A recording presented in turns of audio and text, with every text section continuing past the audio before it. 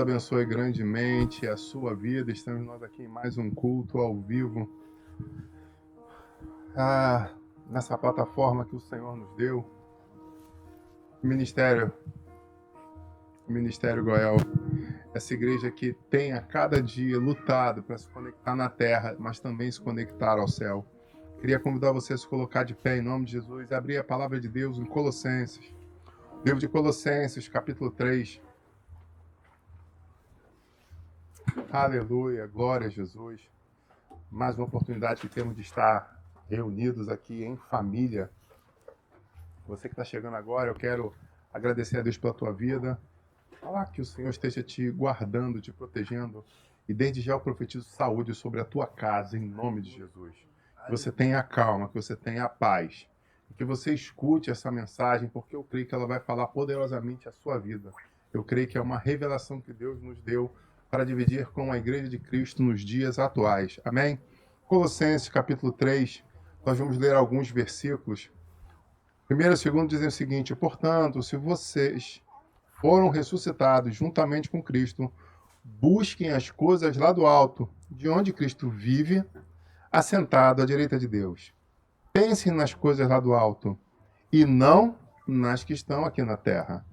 E aí Paulo vai descrever de uma forma extraordinária sobre quem ele era e o que o motiva. E aí a gente vai chegando no 12. Portanto, como eleitos de Deus, santos e amados, revistam-se da profunda compaixão, de bondade, de humildade, de mansidão, de paciência, suportando-vos uns aos outros, perdoando-se mutuamente, caso alguém tenha motivo de queixa contra outra pessoa, assim como o Senhor perdoou vocês, perdoem também uns aos outros. Acima de tudo, isso, porém, esteja o amor, que é o vínculo da perfeição.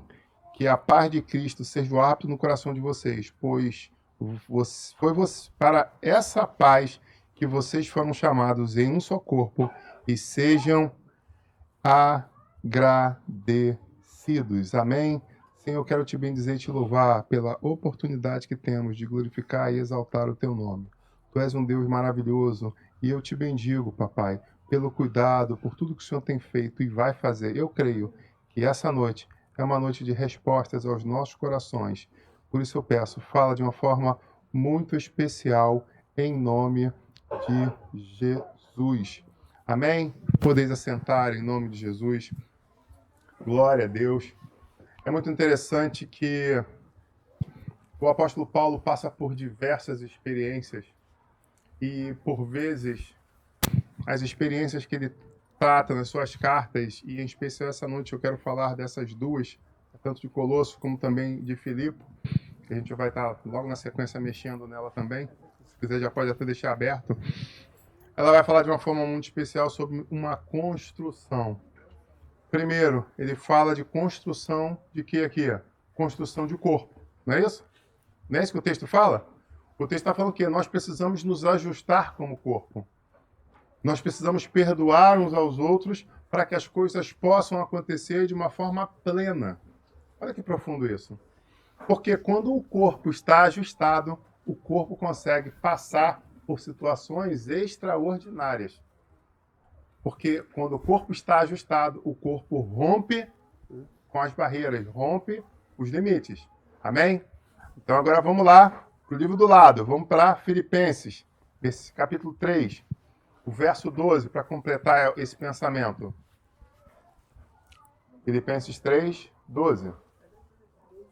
12. Vai dizer o seguinte: não que eu já tenha recebido isso ou já tenha obtido a perfeição, mas prossigo para conquistar aquilo para que também fui conquistado por Cristo Jesus.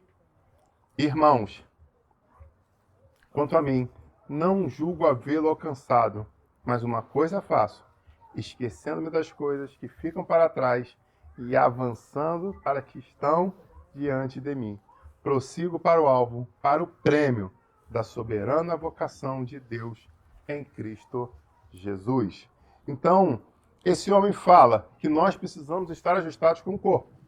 E num segundo momento, ele vai falar sobre a questão de ele, agora ajustado no corpo, tendo tido uma experiência com Cristo, tendo tido um recomeço de história, né? Porque antes ele era perseguidor da igreja, do corpo, e agora ele tem que fazer com que o corpo o aceite pela experiência que ele teve para poder ser o quê? Integrado. Agora sim, ele já é integrado ao corpo, ele pega tudo aquilo que ele via como sendo as coisas principais e decide o quê? Abrir mão. Mas por que ele faz isso? Porque ele conhece algo extraordinário, que é Jesus Cristo, o Filho do Deus vivo e o seu poder. E diante dessa descoberta, diante dessas experiências, ele chega e fala isso. Tudo que eu tinha por ganho, agora eu coloco por perda, porque eu estou vendo que existem coisas muito mais importantes e muito mais lindas do que a bela carreira que ele havia construído. Carreira na fé, carreira de entendimento, carreira de construção eclesiástica, carreira de construção na questão do intelecto, visto que ele estudou nas principais escolas daquela época. Então ele deixa tudo assim, isso tudo é bom, legal. Mas tem uma coisa que aniquila tudo isso. E algumas pessoas confundem, então eu não vou estudar, não vou fazer, não vou me esmerar, porque Paulo fala, não, entenda bem. Ele explica que por mais que ele tenha conquistado tudo isso, existe uma coisa que está muito acima. E essa é a temática que nós vamos trazer essa noite. O apóstolo Paulo havia passado por muitas histórias e agora estava diante da oportunidade de falar aos corações dos filipenses através do quê? De uma reflexão de quem ele era e o que ele havia se tornado. Amém? Ele não ouviu falar, ele conheceu a Cristo na integridade. Talvez seja essa a questão principal que a igreja precisa no século atual. Ter o encontro real com Cristo. Pastor, o que você está querendo dizer? Eu aceitei a Cristo há 5 anos, eu tenho 8 anos de igreja, eu tenho 20 anos de igreja. Quem é você para... Calma, muita calma nessa hora. Eu não estou desqualificando as experiências que você teve. O que eu quero te convidar a refletir é que Paulo também tinha muitas experiências. Mas num dado momento, ele precisou cair literalmente do cavalo para, prostrado no chão, ter um encontro com Cristo. E aí vem a grande reflexão.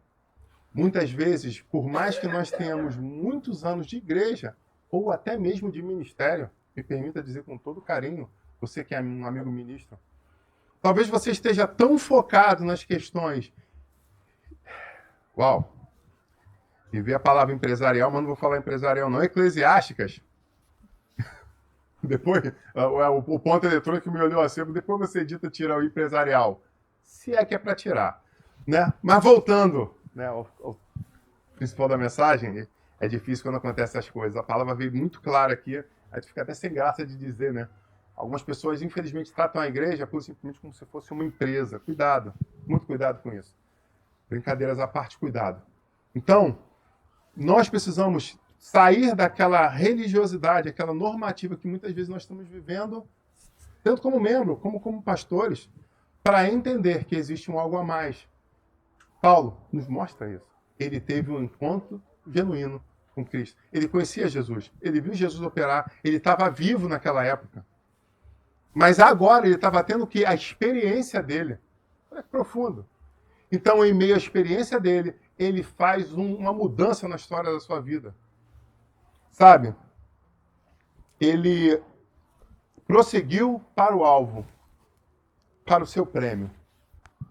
E talvez que o Senhor fale conosco hoje. Nós precisamos nos ajustar como igreja e precisamos nos ajustar com o Senhor. Para o quê? Para que possa realmente haver ganhos, haver transformações, haver cura, haver libertação. Amém? Bom, quando nós sabemos a nossa real motivação, nada consegue nos desfocar. Vou repetir isso. Quando nós sabemos a nossa real motivação, nada consegue nos desfocar. Por que você falou isso? E por que você repetiu isso? Porque enquanto eu falava primeiro, o Espírito Santo ministrava meu coração, me dando uma visão. Muitas vezes existem pessoas que estão focadas porque estão num centro de um problema. E aí, como estão no centro de um problema, o que elas fazem? Para todo o resto, para dar prioridade para resolver aquele problema. Não é isso que acontece? Mas o que o Senhor fala no nosso coração é que quando nós temos uma real motivação, e a real motivação, ele está falando o quê? De uma carreira. Ele não está falando de um ponto, de uma situação, de um capítulo da nossa história. Ele está falando da nossa vida, da nossa construção. E quando na nossa construção nós temos um real encontro, uma real motivação, na nossa jornada, nada nos tira do foco. Essa é a questão. Muitas pessoas boas, acredite nisso, você às vezes olha e fala, uau, fulano está focado, está buscando, mas por que ele está fazendo aquilo? Ele está fazendo aquilo porque naquele momento pontual da sua história está acontecendo algo. Não é porque ele foi transformado. Entende? Ele só está chorando, ele só está buscando, ele só está jejuando, ele só está clamando porque está sentindo dor. Porque está doente, porque está passando por uma situação de desemprego, de angústia, seja lá o que for que esteja tirando ele do centro da sua... Mas ele não teve um real encontro com Cristo. E muitas pessoas vivem o evangelho dessa forma. Elas não têm uma experiência plena com Jesus. O que elas fazem é viver o quê? Quando está com dificuldade, elas fazem uma campanha. Porque elas sabem que dá certo. Pô, um período de busca ao Senhor dá certo sempre. Mas quando você pergunta, quem é Jesus para você? Ah, Jesus para mim é aquele que quando eu estou com dificuldade, eu entro numa campanha e ele resolve. É isso que é ter experiência com Cristo? É isso que é ter uma jornada ao lado dele? Construir uma carreira, uma vida ao lado dele? É uma pergunta que eu deixo para a igreja aqui essa noite. Bom, quando uma pessoa quer se tornar um campeão, ela precisa ter metas. Uma pessoa, quando quer se tornar um campeão, ela precisa ter metas. Eu conheço uma pessoa, vou resguardar o nome por questões éticas, que eu acho que ela está tentando bater o recorde de horas dormidas, né? Então ela tenta dormir até meio-dia, dormir até 11, meio-dia, até 1h da tarde. Se demora, ela dorme, está dormindo até as 2. Eu estou desconfiando que ela está fazendo documentário de urso para aprender o que é hibernar, né? Mas eu não vou dizer nomes por questões éticas, eu vou resguardar esse CPF, entendeu? Mas tem pessoas que para conseguir bater recorde, para conseguir ser campeão, ser medalhado, ela precisa o quê? Colocar uma estratégia para alcançar isso. E essa estratégia não se resume a uma semana de treinamento, a um mês de treinamento. A estratégia para alcançar uma medalha, muitas vezes, é uma vida de treinamento. Sabe, eu me deparei com uma história muito interessante que aconteceu em 2008, na Olimpíada de Pequim, se não me falha a memória. Pequim, eu acho que é 2008, não é isso? Foi 2008, e eu acho que 2008 foi Pequim. E essa história passa pelas piscinas. E um homem que marcou naquela Olimpíada foi um nadador chamado Michael Phelps. Muitas pessoas olhavam para ele e viam nele como um grande campeão olímpico. Ele já havia participado de outras Olimpíadas, já tinha ganho algumas medalhas, mas a expectativa é que aquela Olimpíada seria diferente, onde ele quebraria diversos recordes e amontoaria, levaria para casa diversas medalhas de ouro. Pois bem, esse rapaz, assim começou nas competições dele, e quando ele viu, ele ganhou a primeira, ganhou outra prova, e entrou na piscina de novo, se classificou e ganhou. E assim foi acontecendo como os especialistas haviam previsto. Ele vai levar muitas medalhas de ouro. Não era só ganhar, não era só ser medalhado, era ganhar muitas medalhas de ouro. E aí você pergunta, por que as pessoas estavam tão focadas nele e acreditavam que isso realmente ia acontecer? Pelo sorriso dele? Pela simpatia dele? Será que era isso? Será? Não, é porque ele era muito alto e tinha uma envergadura que passava dos 2 metros de comprimento. Então a braçada dele era muito grande. É por isso. A braçada dele é muito comprida, é por isso que ele vai ser campeão. Se resume a isso para você ser um campeão olímpico? De forma alguma. Porque para começar, para você ser um campeão olímpico, você precisa passar por quê? Você precisa passar por etapas, por fases. Você precisa participar de algumas competições naqueles anos que antecedem a Olimpíada. Você precisa mostrar índices naquelas competições. Você precisa alcançar índices olímpicos. Para uma vez nas competições oficiais, alcançando o índice olímpico, você possa ter o direito de ir à Olimpíada. Essa é a primeira reflexão que eu trago para você. Para que você possa alcançar aquele lugar de sonho que você colocou, você precisa ter índice. Muitas pessoas na geração atual não entendem isso. Porque essa geração atual é uma geração imediatista. E no momento que você faz parte de um grupo de pessoas que age em cima do imediatismo, você não sabe o que é ter perseverança de luta para conseguir um índice, para depois de conseguir o índice você poder chegar àquele lugar que você... A pessoa não está acostumada mais a isso. Como assim? Eu quero ser campeão olímpico. Eu quero amanhã ir lá, me inscrever, pagar lá quanto você quer que seja, entrar na piscina, diante de milhões de pessoas me vendo, dando like, curtindo minha página, e eu correr, né, entre aspas, lutar, nadar e etc., dentro de uma Olimpíada. Mas eu quero te lembrar que não é assim que acontece. Não é assim que funciona. Existe toda uma quantidade de etapas. Você precisa ser federado. Você precisa estar no seu estado, fazendo parte de uma federação. Depois disso, você precisa estar confederado. Você precisa estar fazendo parte da confederação nacional do seu país. Fazendo parte da confederação, você vai ser ranqueado naquela federação. Traduzindo, existem várias etapas que precisam ser cumpridas para que você possa chegar aonde? No lugar do seu sonho. E olha que interessante, chegando nesse lugar do sonho, quer dizer que você conquistou? Não, porque naquela final, 8 pessoas vão entrar na piscina.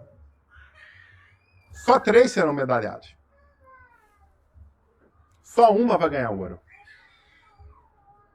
Então, mesmo aqueles que cumpriram todas as etapas de chegar até a final olímpica, que mesmo lá conseguiram romper as parciais com os outros que estavam ali, talvez 32, talvez 36, talvez 50, 100 pessoas que foram ali tentar, que estavam dentro do índice. Aqueles que chegam até a final, que vão entrar na piscina final, onde o mundo todo está olhando, são 8 homens ou 8 mulheres. E, de novo, eu repito, só 3 levarão para casa medalhas. Sabe? Por que essa história de Michael Phelps me chamou tanto a atenção? Por um motivo simples. Ele já havia ganho 3 ou 4 ouros, né, até esse momento. E agora ele vai nadar a final dos 200 metros de borboleta. E todos falavam, ele já era campeão naquela modalidade. E ele entrou ali não somente com o objetivo de ganhar o ouro. Porque agora a gente está falando de uma outra situação. Algumas pessoas passaram por todas as etapas, já estão na final, mas elas estão tão confiantes em si, naquilo tudo que foi feito até aquele dia, que agora não se resume mais a ganhar ou não ganhar. Ele tinha tanta certeza na preparação dele, que ele já não estava entrando ali para disputar com os outros 7 quem ganharia o ouro. Ele estava entrando naquela piscina para disputar o seu recorde. Você está entendendo isso? Ele estava entrando ali principalmente para competir com ele mesmo. Para superar os seus limites, as suas barreiras. Talvez muitos cristãos, se soubessem disso, mudariam a história da sua vida. E com isso mudariam a história da sua igreja e, quiçá, mudariam a história da humanidade nessa semana ainda. Se eles entendessem que não se resume à igreja, não se resume às pessoas, se resume a ele. A vida dele, ao foco dele, a entrega dele, a busca dele. É disso que está sendo falado essa mensagem.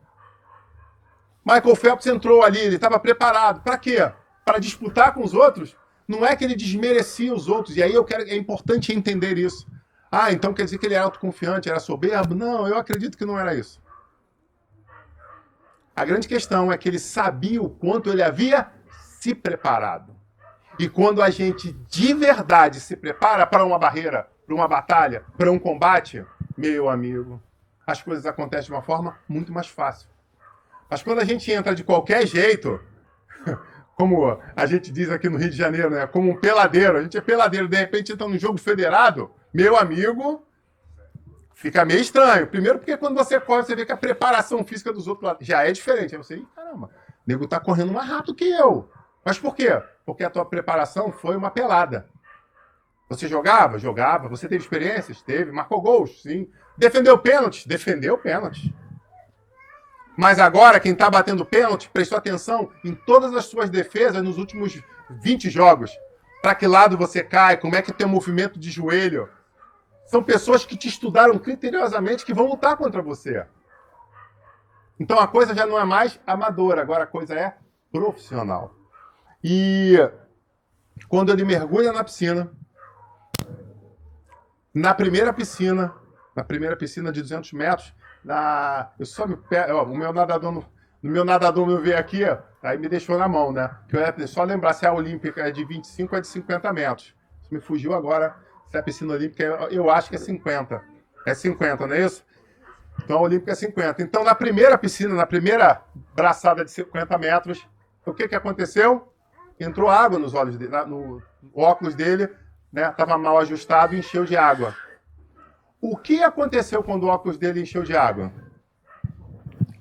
Você talvez já tenha tido experiência de nadador, você sabe que embaixo d'água você tem ali a linha para te direcionar e o ponto específico, como se fosse um T, que é o ponto do final da piscina para que você possa efetuar a virada e recomeçar. Ok? Então, agora, ele está nadando com o óculos cheio d'água. O que aconteceu? Ele estava cego.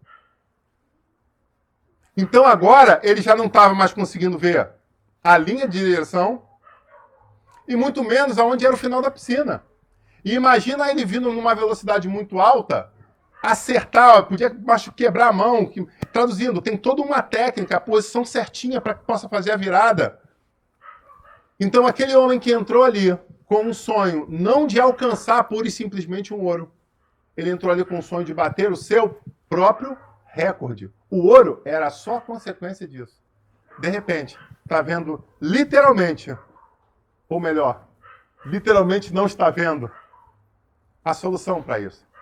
E foi exatamente aí, diante desse ponto de cegueira que ele passou, que o Espírito Santo ministrou ao meu coração e eu divido com a igreja de uma forma muito especial essa noite. A primeira coisa que eu te digo de reflexão é o que fazer diante das dificuldades. Primeira opção que você tem diante das dificuldades é inquietar-se. O que é inquietar? É estar num estado de preocupação, desassossego, que impede o repouso, a sua paz e a sua tranquilidade. A primeira coisa que a pessoa faz quando está inquieta é o quê? Perder o sono. Não é isso? Então a primeira coisa que aconteceu, ficou inquieto, você perde o sono. Isso já é uma premissa. Pessoas perdendo o sono. Então, se você está numa situação de problema, você está perdendo o sono, há uma chance grande se você está inquieto. Segunda coisa que acontece, normalmente elas perdem a paz. Permitem que um grilhão venha sobre ela. Para o quê? Para que seres espirituais tomem lugar que não pode ser deles. Então, quando você traz inquietação e você perde a sua paz, você dá o quê? Literalmente, você dá espaço espiritual para que o inimigo venha ocupar um lugar que não é dele. Segunda coisa que pode acontecer numa situação de desestrutura, de conflito, de dificuldade, é a questão do desespero. Você pode desesperar-se. E aí eu pergunto, qual é a definição de desespero? Que deixou de ter esperança. É um desanimado, é um desencorajado, desiludido, mergulhado em desespero, extremamente aflito. Esse é um outro degrau que as pessoas podem ir. As pessoas, diante da dificuldade, podem decidir, e aí de novo eu falo, podem decidir, porque isso é uma decisão. Elas podem decidir se desesperar. Muitas pessoas perdem o foco, o chão, e quando as coisas não ocorrem como elas sonhavam, rasgam a Bíblia por não terem domínio próprio e não acreditarem no que ali está escrito. Então, pessoas que entram em desespero, rasgam a palavra de Deus, jogam ela literalmente no lixo. Porque a palavra nos fala em muitos momentos que nós não podemos estar o quê? Desesperados. Nós precisamos estar o quê? Centrados. Mas tem uma terceira coisa. E essa terceira coisa, e aí vocês vão me dizer o quanto é normal isso dentro do cristianismo. Isso é muito ou pouco. É a questão do Anestesiar-se. Essa daí, meu amigo. E o que é o anestesiar? Que está com os sentidos, as emoções enfraquecidos, vírgula, embotado. O que é estar embotado? É estar o quê? Com os seus olhos, né, anuviados, está ali meio confuso diante dos olhos. Então, o anestesiar-se está relacionado à questão das emoções enfraquecidas e do embotamento. E aí, quando a gente entra especificamente na questão da estar anestesiado, da anestesia, nós podemos ter três reflexões que eu chamo essa noite. A primeira são as pessoas que fogem para a Nárnia, né? Os narnianos. E aí, o que significaria isso? Ele se anestesia de que forma? Ele, primeiro, pode fazer uma fuga emocional. E aí, o que seria uma fuga emocional? Seria um surto psicótico. Então, existem pessoas que, diante da dificuldade, da luta e da tormenta, elas não aguentam a pressão e fazem o quê? Elas, literalmente, surtam. Nós temos uma história muito interessante que, como pastores, nós dividimos esse caso, nós recebemos esse caso como analistas, né, com um outro analista cristão também, e ele dividiu essa experiência conosco, resguardando nomes, eu posso contar a história. Uma pessoa que era esposa de um pastor, e por questões lá que não vem ao caso, essa esposa do pastor acaba traindo o pastor com o zelador da igreja. E o zelador da igreja, o pastor entra num dia de semana naquela igreja e quando ele entra ali, ele encontra os dois literalmente no ato. Você pergunta, o que aconteceu? Aquela mulher, quando olhou para o lado e viu seu marido, viu que não havia nenhuma desculpa que ela podia dar, visto que ela foi pego em flagrante delito, o que ela faz? Ela entra num surto psicótico. E alguns poderiam dizer que ela enlouqueceu naquele momento e ela foi para Nárnia. Ela teve uma fuga psiquiátrica. E aquela mulher foi internada e vivia num daqueles hospitais que a gente chamava hospitais psiquiátricos. E ela ali vivia. E ela vivia totalmente a quem ela não falava mais, ela ficou muda.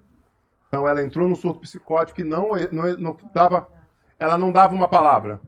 E ela já estava há muitos meses ali no hospital e durante todos esses meses tentaram fazer ali terapia ocupacional, psicólogo, psiquiatra, tentando ali trazer ela de volta, mas ela se escondeu num lugar dentro da psique dela. Por quê? Ela foi pego em flagrante. Então, em vez de enfrentar o problema, ela decidiu entrar para dentro dela e ali ficar. E é interessante que essa pessoa, quando me contou essa história, o que marcou aquele hospital psiquiátrico é que ela estava de plantão domingo. E ela era tecladista. E lá na sala de terapia ocupacional tinha um piano. E ela, o piano, aquele piano funciona. Ela era estagiária na clínica, era cumprindo horas de estágio da faculdade. Pode tocar? Pode, é até bom. Né, os internos, normalmente muitos relaxam com a música. E ela foi, sentou ao piano, botou lá rachou uma partitura, botou lá no celular e começou a tocar um hino da harpa. E o que aconteceu? A maior parte daquelas pessoas que ali estavam, literalmente a paz repousou sobre aquele ambiente. Existem outras reflexões que nós podemos traçar em cima disso, mas eu não vou nem entrar nessas questões. A atmosfera espiritual mudou o ambiente. Porém, para a surpresa de todos, uma só pessoa começou a gritar desesperadamente. E pela primeira vez estavam ouvindo a voz daquela mulher. E aí, diante do estudo do caso, da documentação, conseguiram descobrir o porquê que ela tinha entrado ali. Então, quando ela ouviu a música, que para muitos estava trazendo paz e conforto, para ela trazia dor e desespero. Olha que profundo essa história. História vida real. Então, algumas pessoas entram no surto e fogem em vez de enfrentar o problema, surtando literalmente. Uma outra coisa, normalmente, que acontece quando essas pessoas anestesiam-se diante da dificuldade, é o entrar no mundo das drogas. Muitas pessoas acabam literalmente entrando no mundo das drogas para ficar muito feliz, ou para ficar muito calmo, ou para ter muita libido. Traduzindo, essas pessoas começam a utilizar psicotrópicos para o quê? Para que elas possam fugir da realidade. Então, nessa fuga temporária da realidade, nós podemos dizer também que elas procuram o quê? Uma anestesia para a sua dor. E a terceira, e essa daí, meu amigo, você vai ver muito nas igrejas, é a negação. Essa talvez seja, de todas as que eu elenquei aqui, a principal, infelizmente, delas. Porque quando as pessoas entram no estado de negação, elas literalmente fazem o quê? Isso não está acontecendo, eu não acredito nisso, isso não é verdade. Não, Deus não revelou, não está vendo, não teve sonho. Isso é fofoca, não é possível. Eu decido não acreditar que o mundo espiritual acontece. Eu vi um demônio, a pessoa está falando estranho, né? Ela está de brincadeira. Ela botou gás hélio, né? Aquele que muda a voz. É gás hélio, não? Daquilo? Pessoal, acho que até você fez no outro dia, né? Com a bexiga. O pessoal bota na bexiga e fica com a voz diferente. Uns fica com a voz fininha, outros fica com a voz grossa. Não, isso é gás que ele jogou. Não é possível, não existe esse negócio. Eu lembro uma pessoa, né, também evangélica hoje, graças a Deus, que teve uma experiência dessa e que não acreditava até que um dia ele numa igreja, e olha que interessante, a gente está falando de pessoas evangélicas, não estou falando de gente fora não. Ele não acreditava nessas manifestações espirituais, até que ele viu uma mulher de praticamente 1,5 metro de altura, 40 e poucos quilos, magrinha, em princípio, ficar possessa dentro de uma igreja. E essa pessoa levantou 2 bancos, daqueles de madeira antigo, de igreja antiga de 8 lugares. Ela levantou 2 bancos, um em cada braço, e varejou muitos metros à frente. Ele olhou aquilo e falou assim: hoje eu tenho a certeza que existe um algo a mais que as coisas humanas e físicas. Isso aí não é possível. Esse banco é do tamanho do peso dessa mulher. Como é que ela arremessou o banco lá no final? Mais de 2 metros de distância. E um em cada mão. Então, depois depois virou um homem de Deus, inclusive pentecostal, mas ele desabafou isso comigo, contando essa história. Então, muitas pessoas decidem se anestesiar diante do conflito, diante da dor. Mas eu pergunto para você, só existe essa forma de resolver as pendências? De resolver os problemas? Claro que não. Uma outra vertente, que foi o que esse homem decidiu, foi o quê? Enfrentar as dificuldades. Sabe, quando ele estava com um óculos cheio de água, eu imagino que muitas coisas passaram na cabeça dele. E uma das opções, ele poderia chegar e falar assim: cara, eu vou processar o fabricante do óculos porque atrapalhou o meu sonho. Não é isso? Pô, eu posso queimar esse fabricante e arranjar um patrocínio com outro. Eu perdi porque entrou água, o fabricante X me prejudicou e aí agora eu só vou usar do Y. Imagina, o cara que era multicampeão se faz um negócio desse. Muita gente ia começar a comprar agora do Y. A outra opção que ele poderia é mandar toda a equipe de apoio dele embora. Vou demitir todo mundo. Porque quem estava na equipe de apoio não viu a regulagem, que o pininho não estava bom, não prestou atenção, e agora eu estou perdendo a minha medalha por culpa dos outros. Ele podia também chegar e parar no meio da piscina. Né? Tá nadando, de repente ele parar. Ia ser um baque mundial, iam chamar ele para uma entrevista, e na entrevista ele poderia chorar, né, dizendo toda a experiência, toda a frustração dele pela perda da medalha olímpica por causa daquele problema. Poderia acontecer isso? Sim, poderia. Então nós temos diversas opções e possibilidades diante dos problemas da vida que se apresentam diante de nós. E uma delas é sempre procurar a culpa em terceiros. Mas Michael Phelps não fez isso. Michael Phelps, em vez de procurar a culpa no equipamento, em terceiros, no material, em sabotagem, alguém poderia... Não, ele foi sabotado. Poderia? Poderia. Ou mesmo desistir no meio da competição. Não, eu vou desistir de tudo. Não tem jeito mais. Porque para correr o risco de chegar em segundo e terceiro, eu prefiro nem correr. Tem gente que faz isso. Tem gente que se prepara para o ouro. Mas se deu errado no meio do caminho, larga tudo. Aí tu pergunta, o que aconteceu? Não, eu senti que eu ia perder a luta, então eu prefiro desistir. Eu prefiro ter um WO na carreira do que uma derrota. Que isso? Você não pode desistir, o jogo não acabou ainda. Eu lembrei minha esposa numa situação. Então ele para e ele decide fazer diferente. ele lembra que ele havia sonhado e se preparado para estar ali. E eu quero que você preste muita atenção nessas palavras. Ele havia sonhado e se preparado. E deixa eu te dizer uma coisa, há uma diferença muito grande entre essas duas coisas. Muitas pessoas sonham com algo, mas poucas se preparam para estar naquele lugar. E pessoas muito sonhadoras vivem eternamente de promessas e expectativas, porque em meio ao sonho não há preparação. Mas ele havia se preparado para estar ali. Sabe, é interessante que quando você entra e estuda a história da vida dele como atleta, ele fez um projeto que deixou muita gente espantado, onde ele fez um treinamento, eu não lembro se foi de 5 ou de 6 anos, 365 dias do ano. Onde todos os outros atletas de alto rendimento treinavam 6 vezes na semana, ele falou, se eu treinar 7 dias na semana, eu vou ter 52 dias a mais de treino por ano. Olha só o que se chama determinação.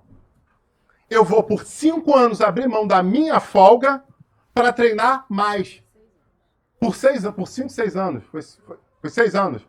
O ponto eletrônico está dizendo que foram 6 anos. Por 6 anos ele abriu mão de todas as folgas de domingo para poder, por ano, ter 50 dias a mais de treino que os seus oponentes. Porque ele tinha foco naquilo que ele queria. E quando eu vejo uma história como essa e eu olho para o apóstolo Paulo, eu vejo, esse homem leu a história do apóstolo Paulo. Esse homem conhece a história do apóstolo Paulo. Porque literalmente o que nós vemos é uma pessoa que leu a Bíblia e entendeu o que ele disse sobre busca e superação por um objetivo específico.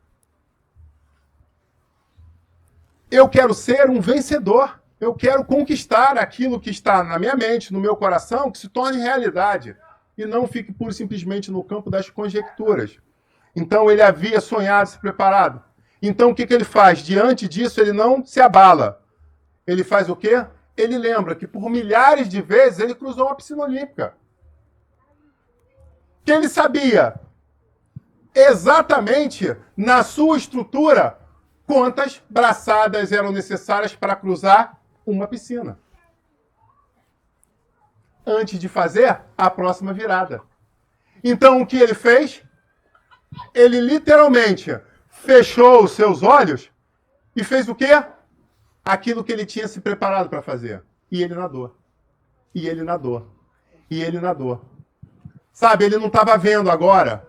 Ele não estava mais perdendo o tempo de fazer uma coisa que muita gente faz. Que é estar andando, que está competindo, que está o quê? E fazendo o quê? Aquele segundo a mais para dar uma olhadinha para o lado, para ver se o outro está te passando. Olha que profundo isso. Daquela virada a mais no pescoço, que de repente você vai perder milésimos de segundo, para ver se o outro passou ou não. Se está melhor que você ou não. Do momento que ele ficou cego, por causa da água nos seus óculos, por causa daquele problema, aquele problema levou ele para frente. E eu preciso te contar uma história olímpica.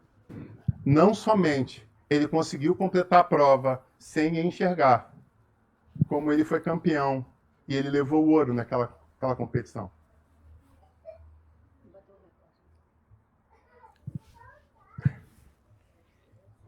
Só que não se resume a isso.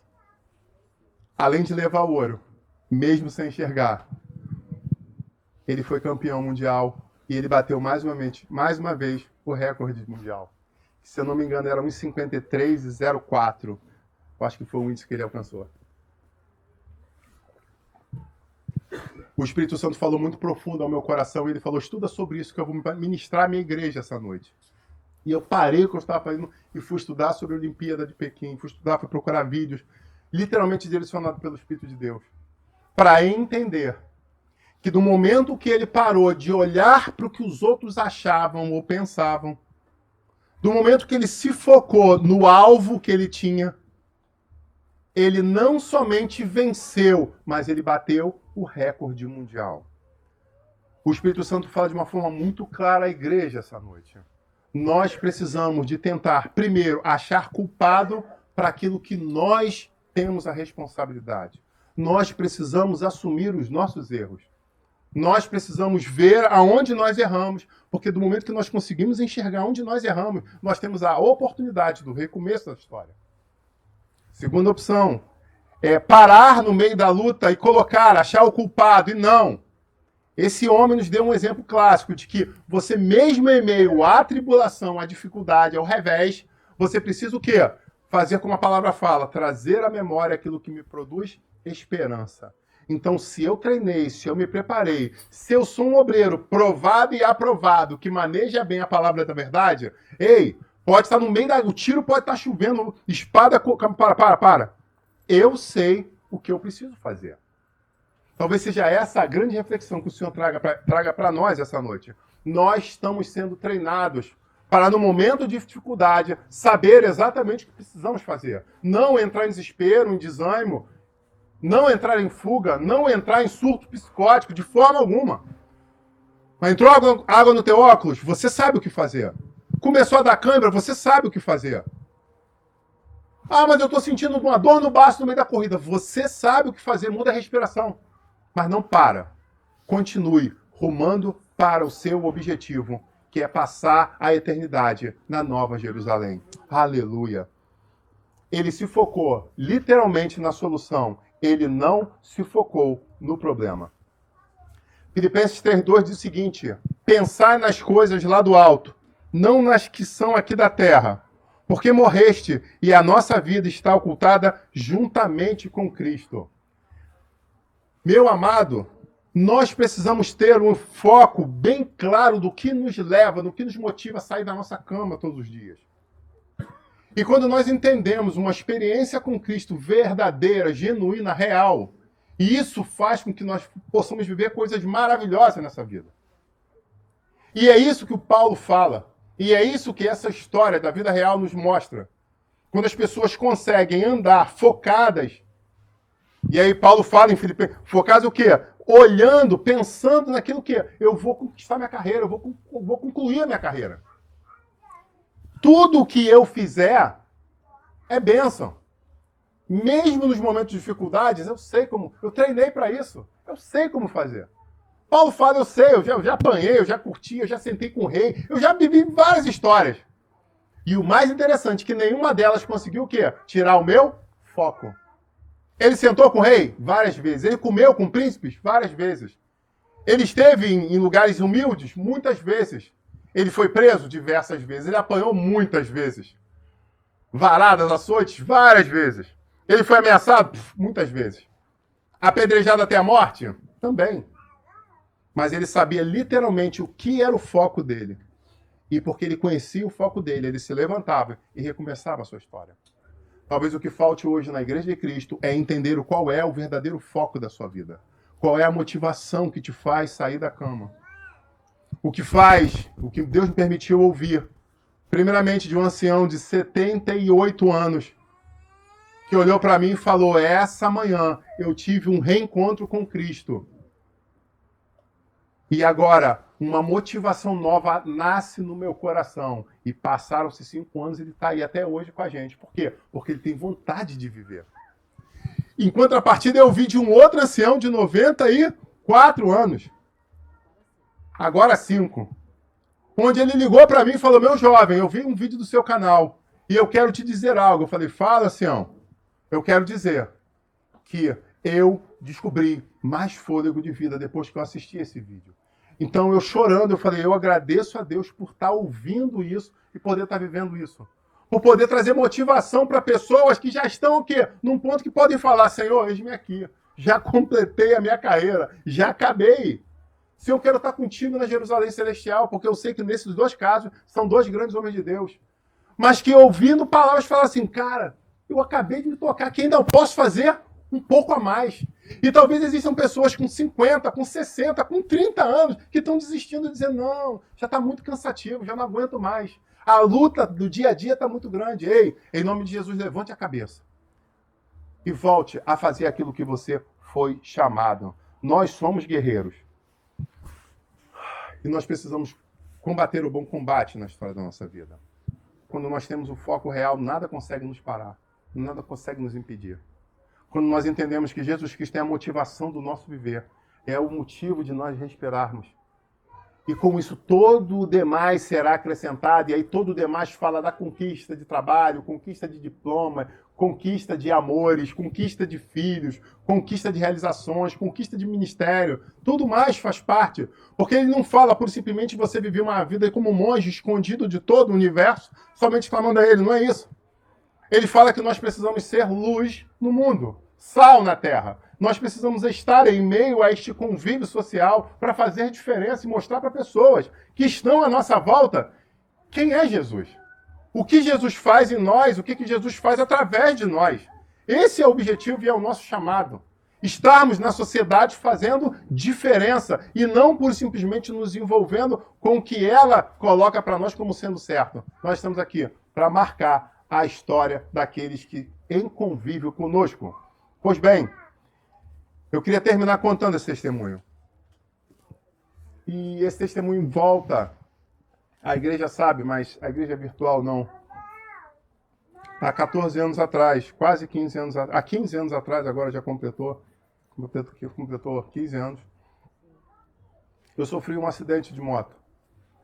Eu estava num lugar que eu não deveria estar, por uma questão de erros administrativos, eu fui colocado numa situação de risco, onde eu fui escalado para estar um dia no serviço, onde eu estava de folga, e falaram, não, você tem que se apresentar. E eu lembro que eu botei minha roupa na mochila, né, e saí de casa com a minha moto. E indo em direção ao meu serviço, aconteceu uma cena de cinema, né, quem conheceu a história sabe literalmente que foi uma história de cinema. E nessa história de cinema, que eu posso contar depois num papo reto para vocês, um ônibus avançou o sinal e eu literalmente entrei por dentro de um ônibus. Para não atropelar um guarda municipal, eu decidi atropelar o ônibus. E as pessoas que fizeram a perícia depois no ônibus brincaram, porque ficou igual aquele filme do Pica-Pau, né? Um desenho de um corpo desenhado no ônibus, porque eu literalmente rasguei, por causa do meu peso, tamanho e velocidade, eu rasguei a lateral do ônibus. E, como diz minha esposa, eu não quebrei nenhum osso. Deus foi maravilhoso. Eu rasguei várias partes do meu corpo, trouxe lesões, tanto físicas, como muita dor emocional por conta disso. Muita coisa na minha vida foi travada por causa desse acidente.